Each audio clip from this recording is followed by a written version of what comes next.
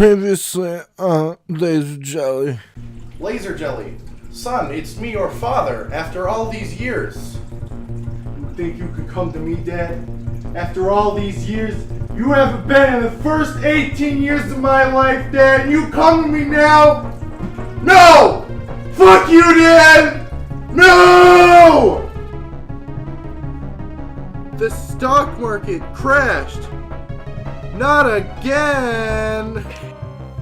You know, I wouldn't date a trainee, but I'd suck their dick. You're not funny, LaserJelly. Not even at all. Not a little bit, alright? You're fucking cringy. You're a fucking asshole, LaserJelly. Everyone hates you, alright? You're fucking cringe, you fuck you! Okay. I need something that could take the edge off.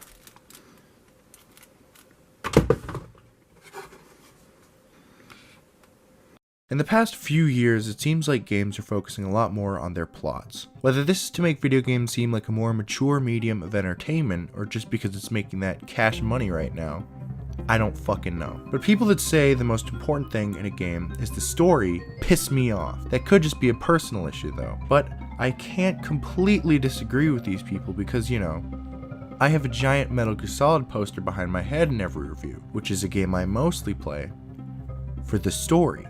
Now, on the opposite side of the spectrum, people will say gameplay is the most important thing in a game, but I don't completely agree with this point either. I think the most important thing in a game is whatever the developers choose to put the effort into, and if they do that really good, then that's what makes a game really good. Although I do think no matter what you focus on when making a game, the gameplay should be at least somewhat engaging. So what I'm trying to say here is that people are buffoons and that I dislike how many games are focusing so much on their stories now. But how does this tie into Donkey Kong Country? Donkey Kong Country came out at a time where the only games that had any sort of intricate plots were a couple RPGs like Final Fantasy. A 2D platformer with a good plot was unheard of then, and is pretty much unheard of now. The plot of Donkey Kong Country goes as such. King K. Rool steals all of Donkey Kong's bananas, because King K. Rool is trying to starve out Donkey Kong to take over his island. After stealing his bananas, King K. Rool then sends in his troops to surround Donkey Kong's house so he has no escape. But the big old King K massively underestimated the sheer power and will of Donkey Kong, and Donkey Kong set out destroying all of King K. Rool's troops along with his buddy Diddy Kong. Then later, it's revealed that the slimy crocodile was mining the island for valuable oils, for Donkey Kong Island was rich in resources. Donkey Kong was no longer only out to get his bananas back, but to also put a stop to the industrialization and pollution of his beloved island.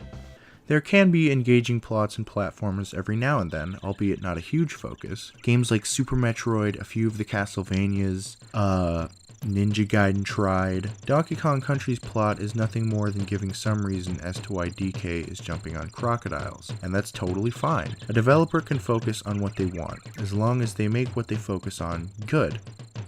And holy shit did the DKC staff make it good. The levels in Donkey Kong Country are truly something else, and me making a generalized statement as such is an understatement to how actually fucking incredible they are. Enemies were placed in such spots where the game rarely felt unfair if you died. Most of the time I died, I didn't feel like it was the game. It was just me not being good enough. There are of course times where I thought the game was being a little unfair, but that was not a thought I had very often. And the game is hard, but not too hard. It hits me right in that G spot on the difficulty scale. It's a challenging game, but the challenge is almost never infuriating, and it doesn't stop being fun for the sake of being hard. It's also one of the few platformers that will actually make me feel smart in a way. The designs for enemies are really creative. Some will jump in a pattern, some will shoot or throw shit at you, some of them you can only kill using Donkey Kong or with barrels, and the enemy placement is exceptional, working around the designs really well. Even though the screen is small, I often have time to react to enemies coming at me. Since the design for some is really creative, they'll place them in smart spots. On top of a hill, throwing barrels down at you. Over a pit, so you have to jump across them to make it across. In the way of a barrel blast, so you bounce satisfyingly off of an enemy, mutilating them in the process. They will be placed in such a way that if you work around them or use them to your advantage, the game will give you a treat for being such a good little boy. A bonus room, an extra life, one of the level items, some bananas. Standard platformer rewards, except for one reward that's a little special to DKC, the animal buddies. Rambi, Espresso, On Garde, and Winky. Most of the time these guys will be hidden somewhere in a level, and if you're able to find them, it gives you an advantage. But you also have to know how to use them. If you know how to use them, you can blast ass and fly through levels. If you don't, then you'll probably lose them pretty quickly. The hardest one to use for me is Winky the Frog. Like, I can't even fucking figure out how to use him to my advantage. But the rest I find really fun, and helpful to the levels you find them in. On Garde makes water levels way easier by allowing you to attack. With Espresso you can run super fast and float, which definitely makes it harder but also really rewarding if you're smart with it. And with Rambi you can just ram head on into everyone, which I mean, that shit's just satisfying. And if you want to talk about satisfying, it's just a satisfying game in general. Jumping on enemies has a certain spring to it. The pair of primates go at a speedy, but not too speedy pace. It doesn't feel floaty, and it doesn't feel too weighted. It's just right. And speaking of this pair of primates, the fact that you can control both of them gives you a lot of freedom in your execution of beating levels. For instance, Donkey Kong is heavier. He can kill certain enemies that Diddy cannot. But Diddy can jump a little farther than Donkey Kong, and is a bit speedier. They also both throw barrels differently. Donkey Kong throws them over his head, while Diddy does not do this. When either of them throws, the barrel goes downward, but Donkey Kong's throw starts off higher, making it easier to hit higher up enemies. But if you're bowling the barrel on the ground, sometimes it's more convenient to use Diddy since it'll get to the ground faster. It's the little things that matter. The enemy placement is not the only thing that makes the levels so great, but also the actual level designs. There are quite a few levels in this game that have some kind of gimmick, the main one being the usual DK barrel blasts, or the minecarts. The barrels are probably my least favorite of these additions, but the minecarts I actually do like a lot. There are of course more than these two types of levels, really making the game zesty. Not just because there are many different types of levels, but also because they never fail to be fun. One of my personal favorites being the level where you have to use the barrels to turn off these invincible sonic speed monsters so you can safely beat the level. It gives off a real feeling of tension and even fear, which you'd think is a bit weird coming from a 2D platformer about a gorilla with a tie. Feeling. Atmosphere. Two things that Donkey Kong Country nails. It goddamn nails that on the cross. Think about it, a game revolving around the idea of a gorilla getting his bananas back. The developers could have easily made this some silly kids game, and while it certainly can be silly, there is so much depth to this game. But where does this depth come from? Well, a lot of places.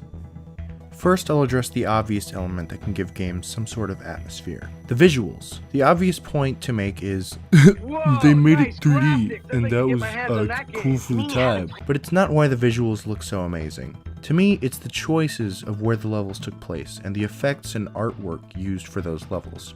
What do I mean by effects? Well, I mean when you're playing in a snow level, it'll start off with light snow, and the farther you go in, it'll snow harder. Or how in some levels you'll start out in the day, but it'll end in night. Or when there's a thin layer of fog drifting over you in some levels. These are all minor details that add so much to the feeling of the game. It breathes life into the world, making it come alive, making it beautiful. The design of the levels visually is always cool to look at. Since it came out in the time of the Super Nintendo, they were able to add layers to the levels, making a completely separate background to go with the ground that you're standing on. It makes things look distant, like the world behind you stretches out for a long way. But it looks really cool. My favorite being the ice world, specifically inside the caves, where there are crystals of ice that formed. The whole level has a bluish purple color to it that almost makes it relaxing. I feel like the choices for the enemies were all a little weird. You'd think that they'd be like snakes or tree frogs or like panthers. I don't know, something that could exist on a lush island. But those animals are all your pals. Instead, your enemies are bees, beavers, or fucking armadillos, crocodiles of all sorts. And crocs could probably exist on an island, but the other animals seem a little off. And the enemy does arrive on the island in a ship. Now, I wonder why they made this choice. Maybe, and this is just entirely my own speculation, maybe it had something to do with creating a foreign enemy. They were pitting this beautiful jungle and its inhabitants up against a new and alien foe. The enemies of the game shouldn't have been jungle inhabitants, because they were all living in harmony. It was an unknown force coming in and trying to take control of this once peaceful land and destroy that harmony. I know that seems like a pretty fucking bold statement, but I wouldn't put it past the game. For as fun as Donkey Kong Country is, it is more than just fun. It didn't need an interesting and complex plot. All it needed was an ape fighting crocs. The characters may be silly, the enemies may be silly, but the world, it's alive, it breathes, it might even hurt. I may have been joking when I said that King K. Rool was mining the land for oils and resources, but there really is a world in the game that is based around some industrialization and mining. There are barrels of oils that will catch on fire, chains hanging from the ceilings, and maybe you can just brush it off as an interesting level idea they came up with. But along with the visuals and the design of everything ranging from enemies to levels to characters, there's music. Music is the art form that most easily elicits emotion. Musical implementation is massively important in any other art form. What music you choose, where you choose to use it, or not even. It can elevate one thing to a higher level. The implementation of music in this game is interesting to say the least. Being the first game in the series, it's not quite perfect. Some of the tracks do seem a little lackluster, like they could have had more, but regardless, a lot portray some theme. They invoke emotions of cheer, anger, or fear. So maybe it's not the best music in the world, but it does a damn good job of making the game feel like more than just a romp through a jungle. Like I said previously, the plot isn't that complex, but even if the plot isn't, there might still be a story here, a message, a thought, a blending of emotions all mixed together to create a masterpiece. What I say about it, how I feel about it, may only involve me, but I think everyone can get something out of it, even if not as massive as I make it seem. But it brings me a feeling of childlike wonder. It brings me back to a simpler time, when games didn't have dozens of features to try and make it fun. And don't get me wrong, that can be fun and engaging, but sometimes it's nice to play a game that's not so complex, but just rocks what it did.